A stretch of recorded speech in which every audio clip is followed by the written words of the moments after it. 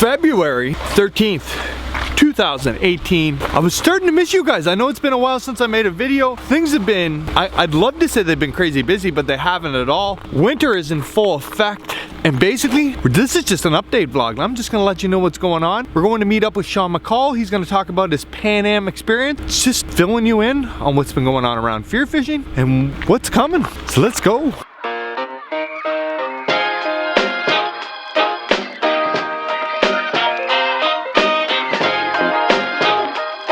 Well, we're down at the Ganaraska, my local river. She is locked up. The steelhead haven't started coming in at all. That's why I haven't been trout fishing. There's some guys ice fishing, but I don't think they're getting very much. From everything I've heard from everybody, the fish just aren't coming in yet. The problem, I don't know if you can see outside here, and why we didn't go ice fishing last weekend, there's like 1.5 feet of snow. We have got absolutely pounded by snow over the last few weeks, and it's really tough to get all this camera gear in your hut out on the ice without a machine, and I'm not putting this truck through the ice. So that's why we haven't been ice fishing. Shave the beard. Anybody's noticing, got a little long, got pulling at it too much, and it started becoming a nuisance. So I shaved it off. We're on a fresh start. I'm probably gonna grow some kind of beard back. That's where we're at so far. We're gonna go meet up with Sean McCall. He just got home from Florida and the Pan American Bass Tournament. He's gonna fill us in on all that. It's a beauty day. I just wanted to update you, and I hope I don't miss anything. Made it to Oshawa. More updates for you. We've decided to go to the Bassmaster Classic. 100% we will be there, hanging out, catching all the action from Greensville, South Carolina. Our rooms are booked already. Now, we're headed into Gagnon Sports. We're gonna meet up with Sean McCall. I like hanging out at the local tackle shop, meeting anglers, but Sean's been doing some really cool stuff in the last few weeks. That's why you haven't seen him. He's gonna fill us in what he's up to, been up to. Update vlog. McCall, where were you at? I was down at the Pan American Bass Fishing Championship. How was that? Lake Okeechobee? Lake Okeechobee, yeah. The Big O? The Big O. Stayed at... my first time down there. Yes? You never been to Okeechobee before? Never been to Okeechobee. Never been to Florida. Never been to Florida, Never eh? been to Florida, no. Now, you stayed at the Roland Martin Resort? Yep, the Roland and Marianne. How was that? It was pretty cool. Pretty cool? You know, it's one of the epicenters of bass fishing in the States. Absolutely. That's Fish like out of that place. Spend a week there. It's pretty dynamite. Where'd, you got notes? Yeah, there's a couple of guys that, you know, I didn't want to forget their names, and it's important that, you know, I get this information across. See, this is a real behind-the-scenes look. Sean McCall and Mark Hunter are very organized, and I just do this off the top of my head. I never plan anything. Even podcasts, these guys work on the whiteboard, and I just talk about nonsense the whole time. It works, though. It does work, but we're like okay, this. Man. Yeah, that's right. It's like a sandwich when it comes together. Yeah. Okay. How was it? How'd you guys finish? We finished middle of the road, 12th place. There was 22 boats. 22 boats? Yeah, it was, you know. Canada, USA, Mexico, and Costa Rica. Yeah. Yes? Yeah, the 4 countries that competed. You know, and you're out there competing against guys like Roland Martin, Scott Martin, John Cox, and, you know, David Dudley, like Izumi. It's yeah. He was your team captain. He's on our team, so yeah. it was that's pretty cool. But you know, it's you're in the big boy club when you're going out fishing against guys like that. And you know, the format, I really enjoyed the format. It was like everybody's fishing against each other, but behind the scenes, everybody's working together. Like our team was unbelievable. We came together and we broke down that lake. There wasn't a pad unturned on that lake. And that's kind of a different thing for every tournament anglers to like work together as a team. Yeah. Like that's it's usually like single events or team events, but like a whole group of you guys. Well, you're starting to see a little bit more of it now in the FLW tour. You know, you got these little cliques of guys that are working together to break down the lakes, and like just the last one there in Okeechobee. You know, you got the McMillans and you got the Johnsons working together, and you know they were almost half the top 10. Yeah, that worked. Right? Good. So you know, it's something that works. I've seen it work for myself, you know. So there was gold, silver, and bronze. Yeah. And then individual teams. Yeah, there was that for the individual teams, and then the countries. That's right. So how did they do the scoring for the countries? It was a combined weight and place for how they did the countries.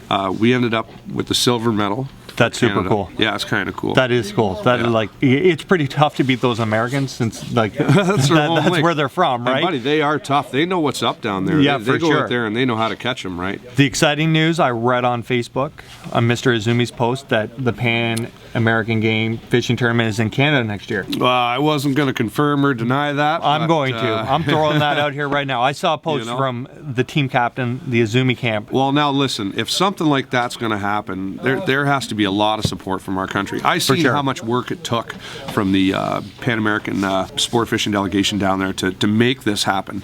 You know, you got guys like John Knight, who's the organizer, Tony Forte, who's USA Bass president. Yep. Charlie Evans was our tournament director, like lights out. I could listen to that guy. And he talk lent all one day. of our guys' boat. Oh yeah. Yeah. Oh yeah. He took him out of the, Like this was super cool coming together of anglers. Big time, big time. Now, if something like this is going to happen here in Canada, we really, really need support from sponsors, businesses, anybody that And our wants to- anglers. and- Even if you're not 100%, on Team mostly the Canada, anglers. if you're not on Because- Team Canada, we need to rally together. Well, listen, these guys, we got guys coming from Costa Rica Yep. down to Florida. Now, they were put into boats. Now, these boats, people said, hey, I'll take these guys out fishing for 4 days. Yep. They put forth their boat, and, you know, like I'm pretty sure their fuel and oil was taken care of. But Yep. it's like they went out and spent their time for 4 days Absolutely. with these guys. Like, we need donations like that, you know what I mean? I'll be the first one to be out there with, For sure. You know, my favorite team was the Mexicans. They were, those are cool guys, man, a bunch of cool guys. And this is a great event to build the sport. I read a post from Scott about this is trying to get fishing into the Olympics. Well, this is what it's all about, right?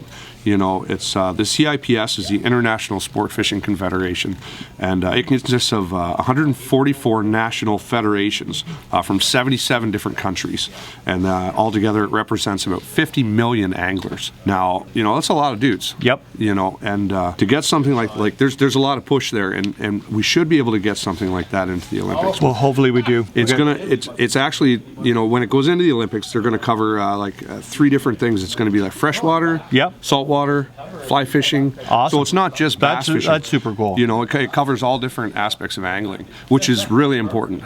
You know? Well, my man, I'm super proud of you. I'm Thanks, super buddy. proud of Team Canada and Joey Ford, our buddy who fished with Sean. I couldn't have done it without him. You're a beauty. I can't wait for this to happen in Canada next year. Look who I found. I made it. How's it going, brother? I'm good, man. I'm good. We're all in the house. We're just hanging out at the fishing store today. Early day off work today, so why not enjoy it with my buddies at the fishing store? Where usually you can't shoot your bow here, but because we're special, we got permission to shoot our bows at the Seen game us yet. shoot yet with it. Yeah, maybe after we shoot, they won't happen again. I had a question the other day about what things I was excited to use in 2018. We're gonna do a whole bunch of these, but first, my biggest thing after watching a Maury houndfish on the crankbait, and I talked about this last year, and I never threw a crankbait all last summer. I'm pumped to do some crankbaiting this year. I'm gonna pick some up. This is something I really need to work on because I hardly ever throw crankbaits. I can name the amount of bass I caught on a crankbait on one hand. Mark, you throw crankbaits for bass? I do not throw crankbaits. I have, and I've caught bass on them, but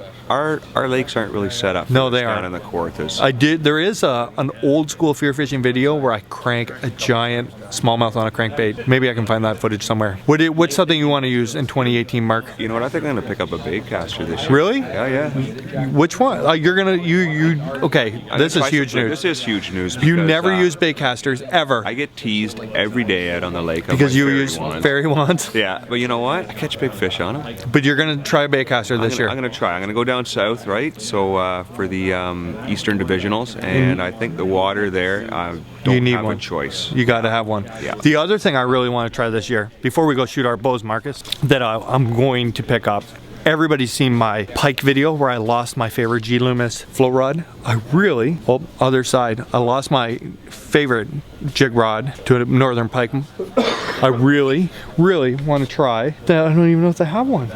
Right here, Shimano Conquest. Oh, there's my rod right there. Is that the one you lost off the boat? No, but this is the one I'd like to replace it with. Shimano G Loomis for the first time ever together. I want to try this rod. That is my choice. We'll do lots more before the bass season starts and getting into walleye. Shawnee, those are my two picks, and you're gonna go with a baitcaster. Well, I'm going to go with a baitcaster, but what I'm going to pick is one that you guys have, so I don't have to buy one in case That's I hate true. it. I got a Shimano Corrado at home you can take with you. Oh yeah? A Corrado K. Is it a left or a right? Right. What am I? Right. Am I right? This way. No, that you're doing it wrong. Bow time. Anybody who watched my Instagram, Gagnon set my diamond bow up for me for this year. I haven't got a real chance to shoot it, so they were nice enough to let Mark and I shoot in their back room. Do you want the real reason I want to throw a bait caster? Why? Because when everybody explains their fishing, they're always going, oh yeah, I caught him like this, I caught him like this. I want to do that. Shoot the bows. All right, we are in the back room, archery shop. Mark's shooting first. When was the last time you shot, Mark? Couple months ago? Yeah. All right, let's get a couple rounds in here and then maybe we'll have a bit of a competition.